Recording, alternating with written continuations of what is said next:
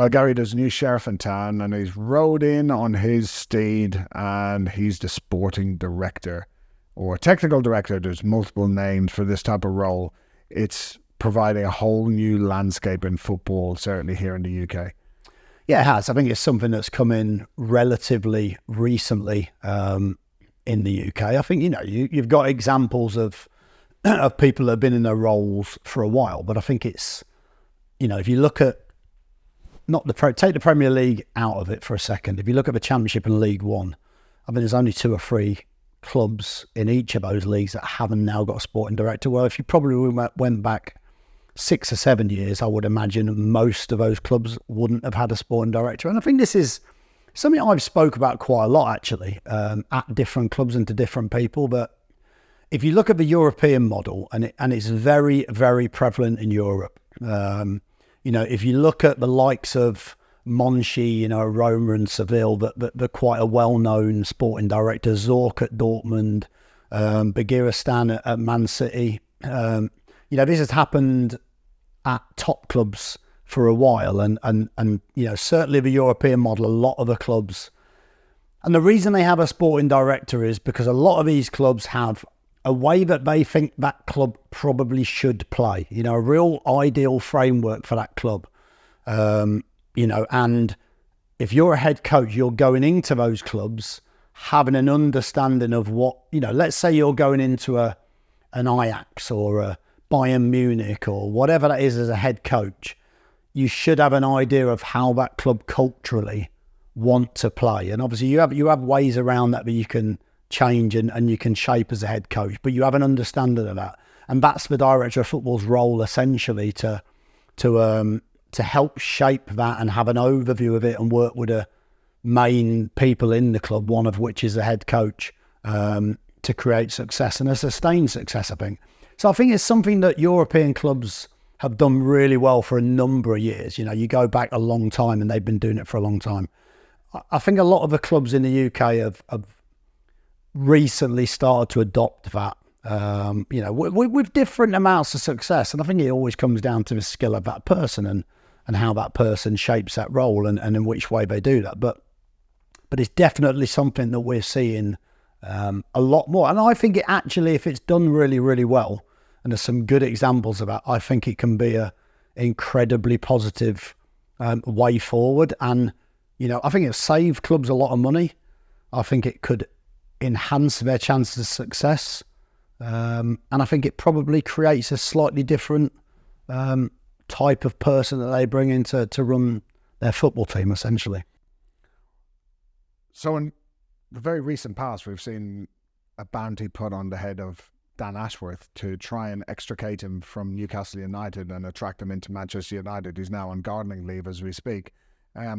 Does that open up the potential for sporting directors who get results, who are of a high enough profile to potentially be the subject of transfers just like players? I mean, reportedly a £20 million transfer fee for a sporting director. Like, we would never have heard anything of that up until probably this year.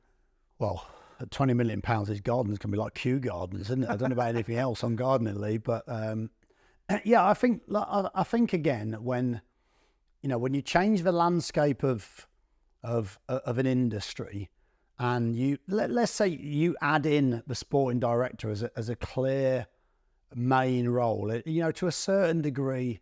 Look, I don't think you're ever going to take away the importance of the manager, head coach position, but I think you certainly add in the importance of a sporting director role to a club and to an industry, and particularly a club that, just like someone like Man United, who perhaps haven't had the success and a lot of criticism of the way they've ran perhaps their transfer operations or their recruitment of managers or whatever that might be, the recruitment of players like I spoke about, that maybe suddenly that role becomes more and more important. Just like if a team's not winning games, you have to get the right manager, you have to get the right head coaching. But I think in someone like Dan Ashworth's case, I think he's shown how good he is at his job and how important something like that can be. So why wouldn't you pay the same money in compensation as maybe a manager? Or why wouldn't you pay? Look, of course, you're never going to pay the same sort of transfer fees, if you like, as a player. because the director of football's never quite going to have that extrinsic value on them, are they? You know, you're never going to get a director of football that's maybe worth 100 million, but you're going to get, like a player would be, but you're going to get a value on a person that can maybe shape an industry and lead a club like perhaps Man United for the next 20 years. And you can't tell me that that role isn't absolutely vital for that football club. So I think it's definitely, so again, something they've probably been doing in Europe for a long time and understanding the importance of that role. Something in the UK we're really starting to get our teeth into how much that person can help shape an organisation and can help. For me, it's a continuity builder. That's what they do, and they have a great opportunity to not just look at what's happening on the field. They have an opportunity to build some of those things off the field and that surround the head coach and the players in the team and the staff, and help give longevity and add incredible value behind the scenes that maybe people won't. You know, for a football fan might look and say, £20 million for a guy, well, what a job that is. But actually, when you're involved in the game, I'm not saying you have to be involved in the game to understand it, but when you're involved in the game, you can see the importance of someone to help build culture, someone to overview the data, someone to help align recruitment, someone to help align the first team in the academy, you know, someone to shape all of those things and keep them together. I think is you know, there's an incredible value to that, isn't there? I suppose you touch on a few points there that for most fans, they won't necessarily understand what the breadth and depth of the role of a sporting director is. They're not necessarily picking the team, are they? But they may be involved in a lot of things surrounding the support of the team and ensuring that it's best placed acutely to perform on a game-to-game basis. But as you mentioned, they have to also think strategically long-term across a number of different departments. What kind of things would come under the kind of remit outside of picking the team and deciding the strategy for a game? Yeah, I think the role of a sporting director, if you had to sum it up as a bit of an overview, is help build a legacy for the club.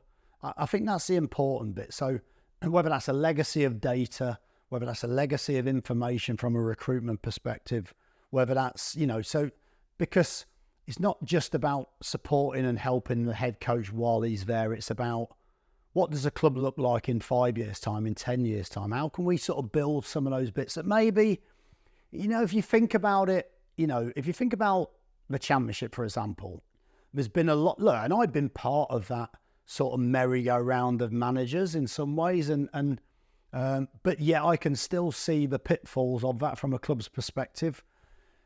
I think that, you know, if you're someone who has an opportunity to help define what the club's playing style might look like around their environment and their fan base and the geography and the culture and the history of the club, I think that's a positive thing, because actually as a head coach, it helps you go into a club and you know really what the expectation is straight away. You know, I think most coaches have, you know, you pick the right head coach for the right remit and the right role. I don't think that ever changes.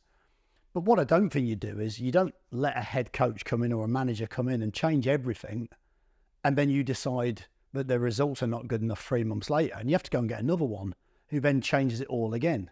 You know, and I know that's probably a very black and white way of describing it, but ultimately as a club, that's going to, you know, any business wouldn't change their business model every 6 months. You know, every club wouldn't have a massive turnover of staff and a massive turnover financially every 6 months. So it makes sense to try to create a longer term vision. And often the head coach, it's hard for a manager or a head coach to have that, because of course you want to win games straight away and you're under pressure to win games straight away, and the staff are under pressure to deliver results straight away.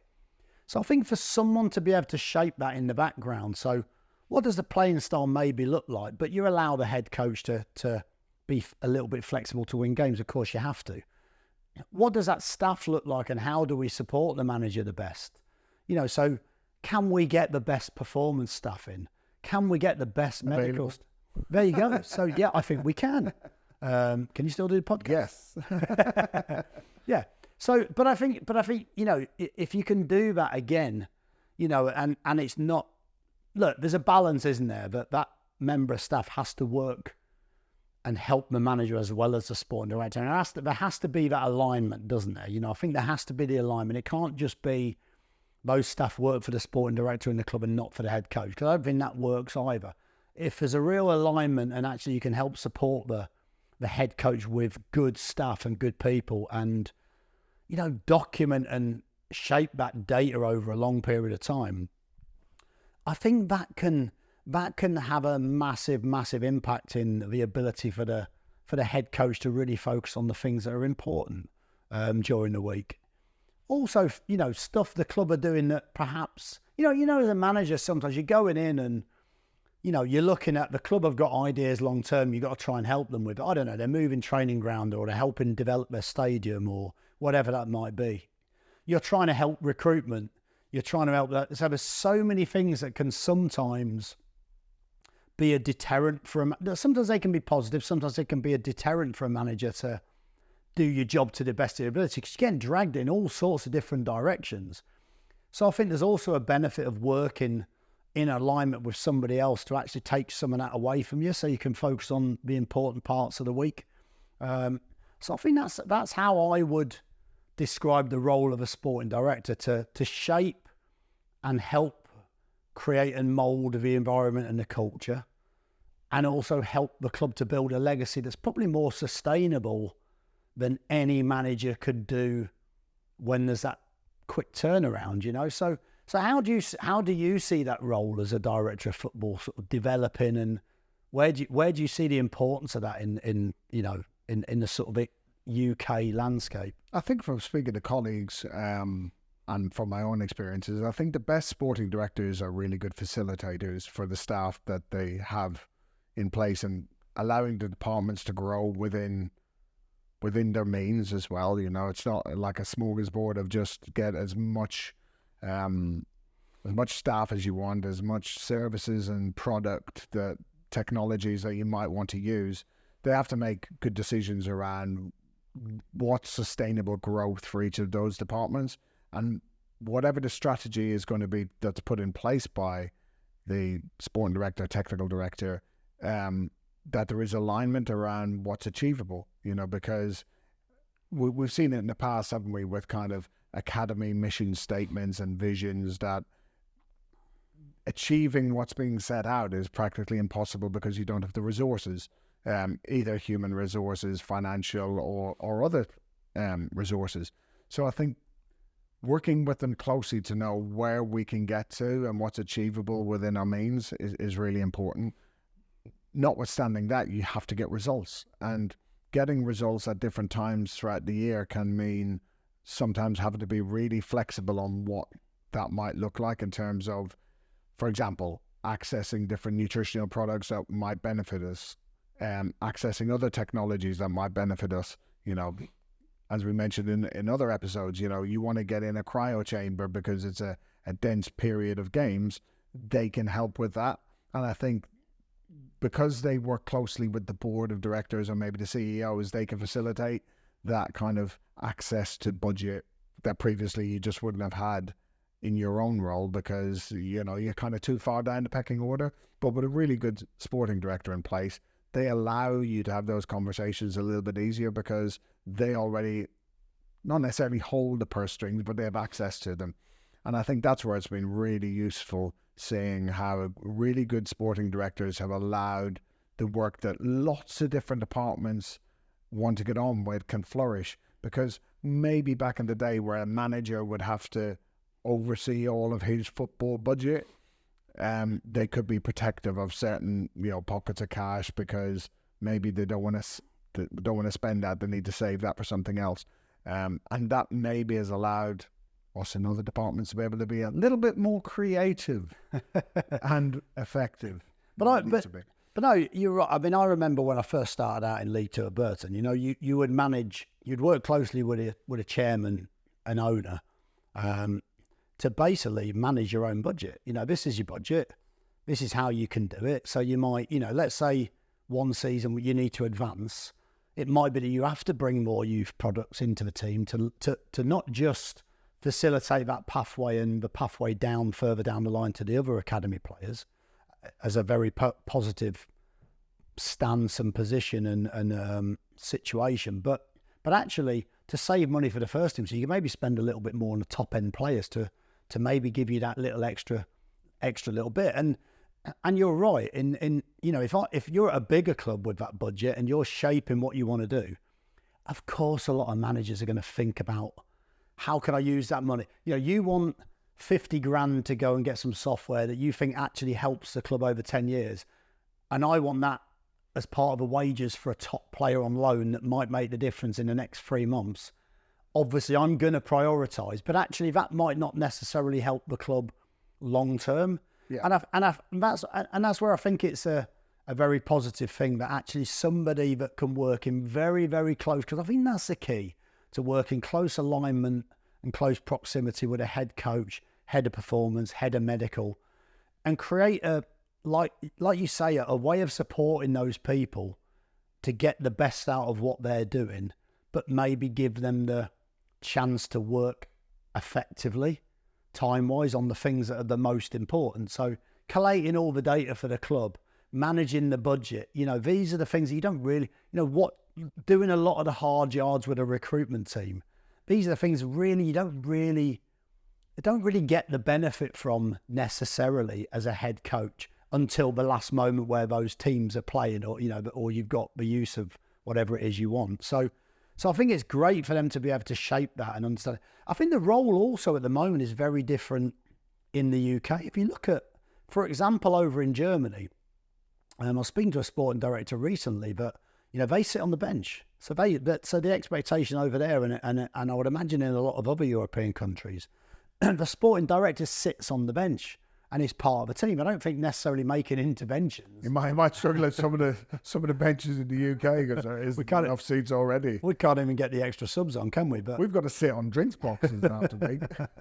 But they sit on the bench and they're actively part of the team, and they're pretty visible from the outside. And it would be interesting how a lot of sporting directors would actually feel about that, because it is a very different landscape. They would do a lot of the media commitments or they would be open at all times to the media in Germany. So they're quite a front-facing point of the club and the team. And in some ways, I think rightly so as well. If you're going to be in a position of such importance, then actually having that open dialogue and communication to the fans and the club, I think, is also really important. And the flip side to that ultimately is, if you're going to pay more money to try and get a Dan Ashworth, I'm using that, we're using that as an example, of course. That's not to put too much pressure on Dan. But, if you're going to pay that amount of money, of course, those positions are going to start to become more forward facing, and people are going to expect us to have more communication lines with those people.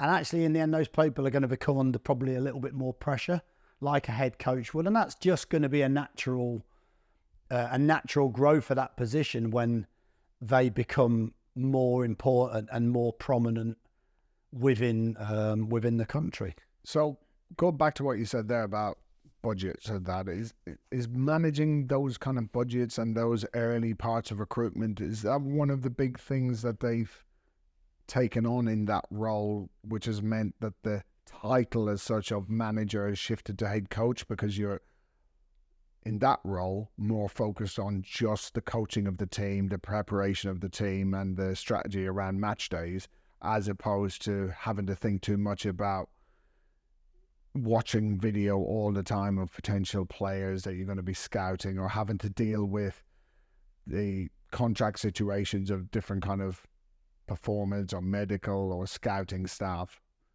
Yeah, a little bit of both. I think that if you look at, for me, I'm trying to look from a sort of someone who's been a manager and a head coach, and I'm trying to look at the differences of why clubs would want to bring a sporting director in. And I think it's clear to me that one, that continuity element of being able to keep a lot of the support services similar for a club, being able to support the head coach in a different type of way. So taking away some of the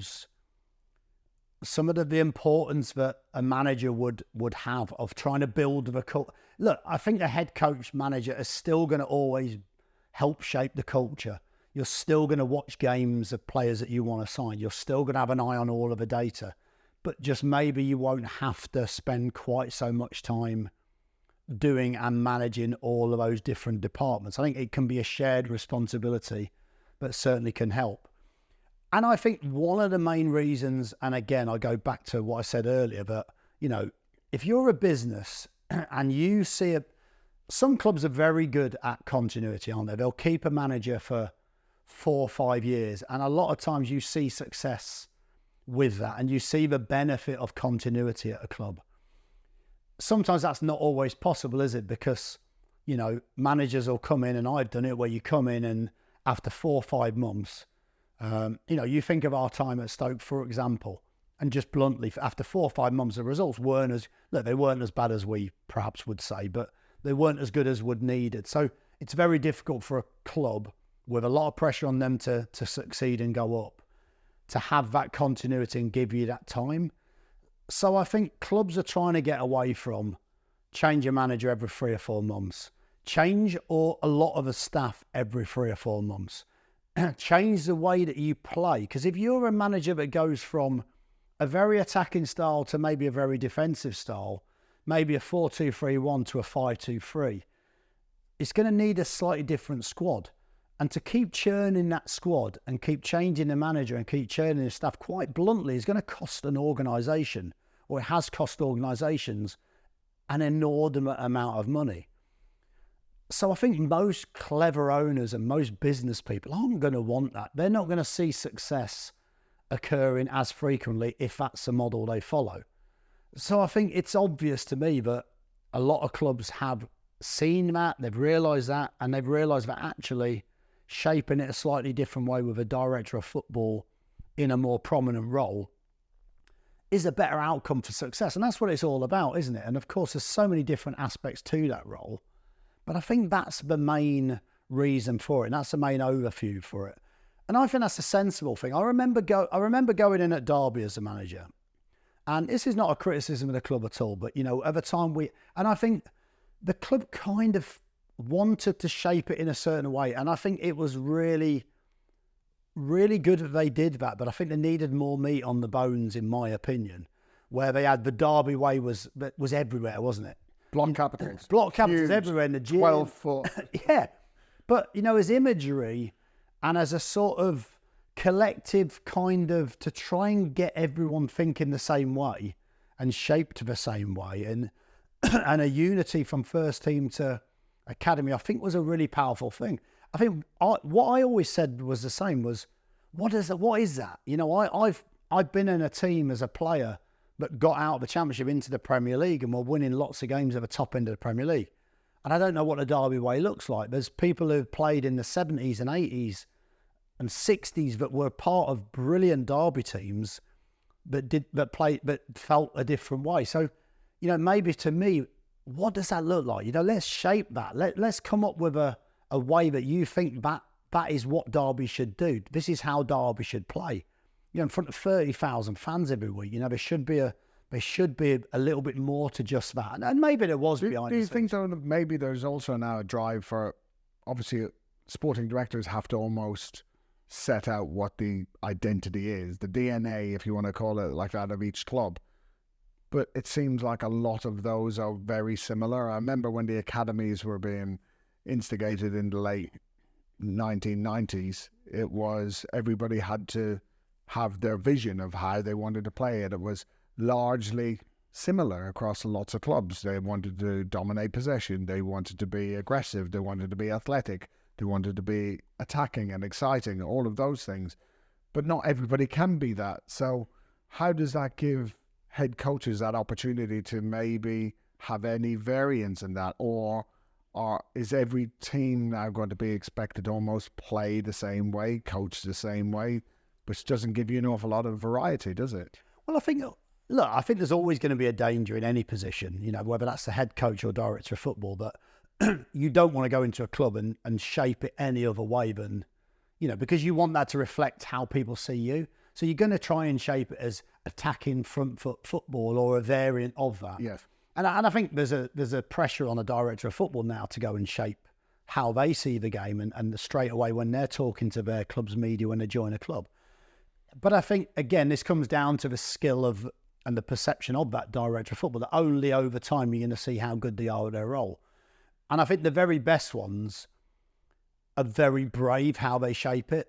They shape it around the history of the club. Because, we've been to clubs where there's a very different feel of how you should play for that club. So from Burton to Birmingham, this is my journey from Burton to Birmingham to Derby to Stoke to Millwall. Each club has a different feel to it. And each club you can feel maybe should play in a slightly different way. And I think and each club's got a very different budget, which I think is, part of what you're alluding to. Each club has a different capability around what they are. So if you have a low budget, you need to find little differences. You need to find little game changers that you can do differently versus your competitors who maybe have more money. And you've got to find those little niches. And I think that's something that the director of football has to find and has to shape their philosophy on. I don't think it's ever going to... I think a head coach always has to have the ability to be flexible and shape. But, I spoke to a club recently that was, look, we want to play this way. And this is how we've recruited. And this is how we feel we should play. And my question was, okay, so what flexibility have you got within that system? So let's say that system's a 4-2-3-1. If I feel like I need to shape that as a 4-3-3 at some point, or if I need to shape that as a 4-5-1, or whatever I need to shape, that could be anything you want, can't it?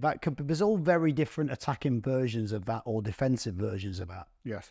And I think as long as within the game you can tweak and change and do what you need to do to get a result, I think that's important. But I also think it's important if you buy into a club's way of playing. So let's say, for example, if I buy into that and a club says to me, it's really important that we have our academy players as part of our team, and it's important that we have that culture as a club that we develop young players, or maybe the club needs to be a club that has a sustainable model, but they need to sell players every season. Look at someone like Brighton have done that brilliantly in the Premier League. They've competed with a style of play, possession-based brand of football, but they've also given opportunities to young players because selling players at peak value, or being able to use that cycle of recruitment and recruit, give an opportunity, make mistakes, sell players as part of their model of sustainability is also important. So I think also as a head coach coming into a club, it's also important if that's the way the club wants to play, you then also got to support that head coach in maybe that young player making mistakes, and he's got to go with that player, and maybe that affects results for a game or two, but you have to long term give the backing and support to the head coach as well. So I think it goes hand in hand, and I think that again comes down to the skill of that person. I mean, I think what's interesting for me is the different routes now, because once it was either everyone look, I'm going to say everyone wants to be a coach or a manager. Of course they don't. Some people might want to be a head of... Some really weird people. Some people look higher in the game. Some people, really weird people, might want to be head of performance or head of medical. Or... Nobody wakes up wanting to be either a head of performance or, to steal his phrase, Gary Neville. No, but there's loads of different avenues to get into football at elite level, isn't there? Or whatever level you want to get into. Yes. But I think a director of football is a new role predominantly for other people. So you've got a player finishing playing now and we've had good examples of that. George Fend recently at Bristol Rovers has gone from being a player, he's retired one day and become a director of football the next day. And there's going to be different challenges for him, but that there is an opportunity now for a player to actually not want to be a coach or a manager and actually want to be a director of football, because maybe they want to get into some of the more commercial elements, or they want to actually be a bit more of a facilitator in terms of developing a club and helping the head coach. Those routes into becoming a sporting director, I mean, it's still relatively immature in this country, as we've spoken about, far more developed. It was in the 80s, probably even before that, in in Europe, at places like Ajax. They were already thinking about this kind of long-term strategic development of the club and the players within the club and how they recruited. But in this country, certainly qualifications around being a sporting director or technical director have been around 10 years or so. And now the routes into those roles, we've seen everybody from, as you just mentioned, players who are still playing the game, who are studying for it. You're seeing people who have been in recruitment. You've these ex-managers and ex-players. I mean, there's fundamentally lots of different types of sporting director, and their bias is also going to affect maybe how they'll work with managers or coaches. Like if they've spent time as a manager or as a coach, they're probably going to perceive the pressures of that role differently from somebody who's maybe worked in a different department, who've also done the qualifications and have the certificate, and now decide that they too want to take on the responsibility of those roles. Yeah, and also you look at a role and you think maybe if you're a player coming out of the game, and regardless of what you're interested in, you maybe look and go, well, maybe there's more longevity in a role like that than perhaps there is if you're a head coach or a manager or or working in a different role. So there's all sorts of different attractions to, why you might want to go into that role. And like you say, there can be players, there can be head coaches and managers who want to go back into that role and use their experiences of what they think a head coach or a manager might need in terms of that support. So I think there's a benefit to that. We've seen someone like Mark Bowen at Reading, who has been the sporting director, was a player, and has managed as well in the time. So he's kind of experienced all kind of levels on that side to it, hasn't he? Yeah, and I think that's equally sort of poignant and important in encapsulating what that role might need. I mean, they've had a very turbulent last 12 months. So that's not been an easy role in a difficult club, hasn't it? In difficult circumstances.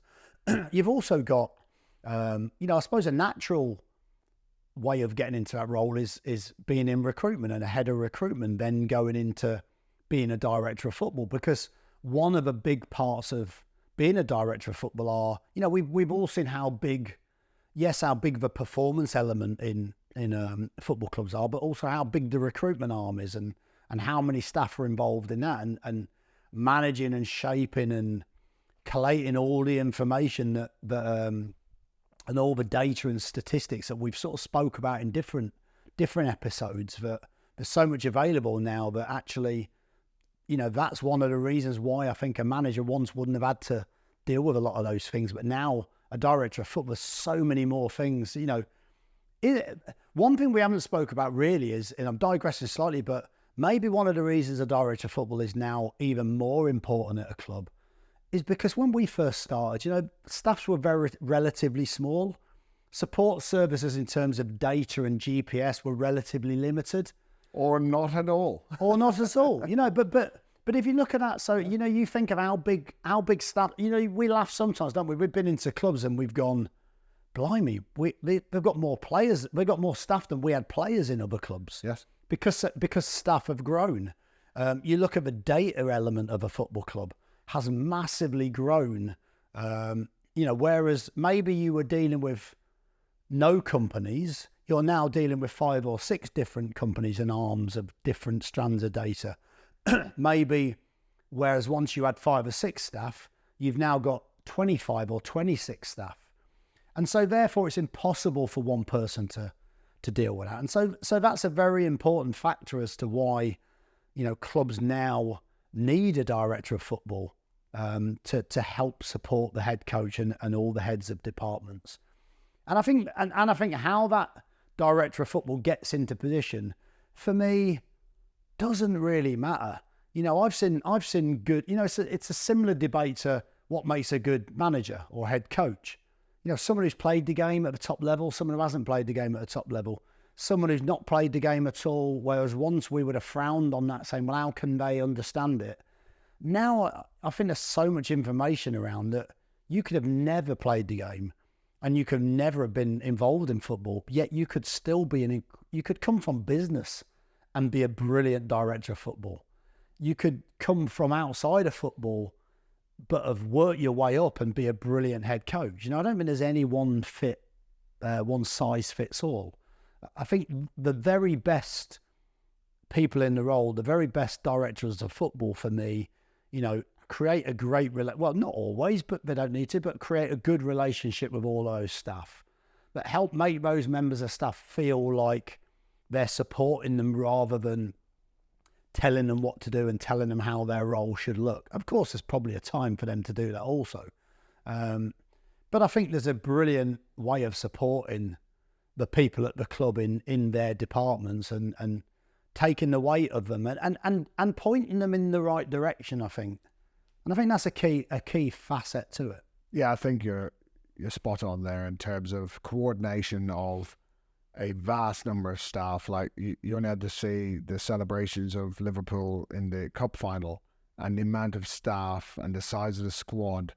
It's so many people that have to be looked after across a whole organisation that it's not conceivable really for someone like Jurgen Klopp or an equivalent head coach to manage all of those people and all of the individual things that are going on around that staff, people coming and going, recruiting new members of staff or whatever department it might be, facilitating families of the players and ensuring the player care is looked after. So it's such a huge organisation now, especially at the top level, that I think it's only going to be in time where we see these roles in the lower levels of the game. I don't mean that disparagingly to any club or any league, but where we're seeing novice sporting directors now going into clubs, and they're going to have to learn on the job. It's almost like making their debut as a player. If you were a player,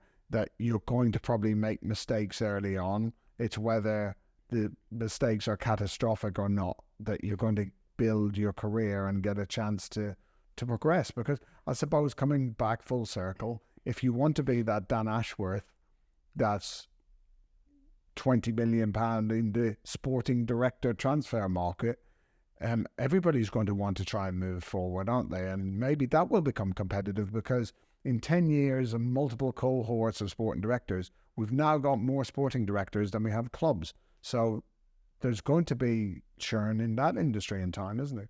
Yeah, but that's what I said earlier. I think in terms of that pressure, I think that's going to be a role that's going to come under more scrutiny. And as important builds in a role, then the scrutiny builds. That's just the way it works, doesn't it? That's a hand in hand. You become, you go from being a coach or as assistant manager, and you're still doing a very important role, but you're not under the same pressure. You become a head coach or a manager, suddenly all eyes are on you. And that's that. And part of you wants that, but part of you, maybe when you experience it, it's a very different experience.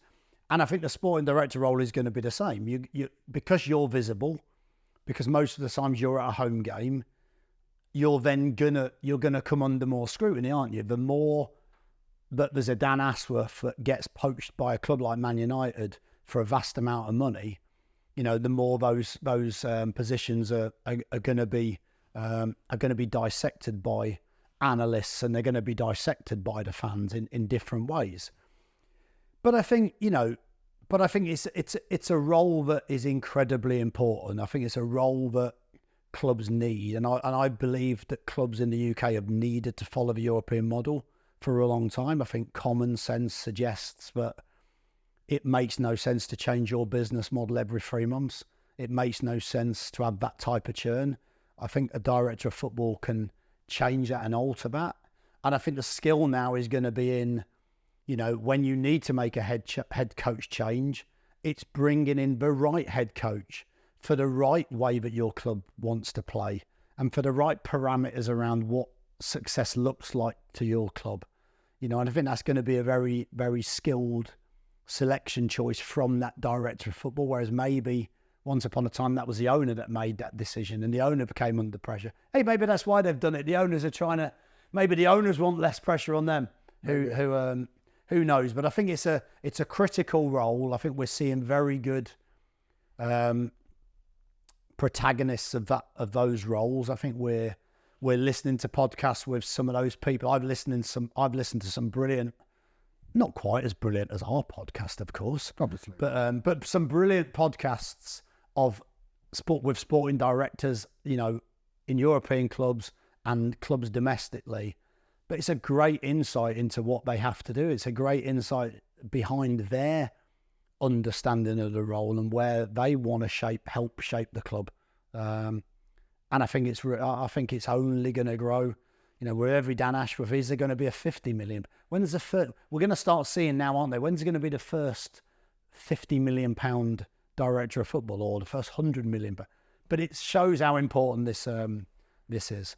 Well, I think we'll just keep our eye out for when those new Recaro seats get installed in the dugouts, ready to sit beside the manager. That's when we know that the sporting director has fully probably established itself here in England. A Recaro seat that's slightly bigger than the head coach's Recaro throne. The Recaro throne coming to a dugout near you. There you go.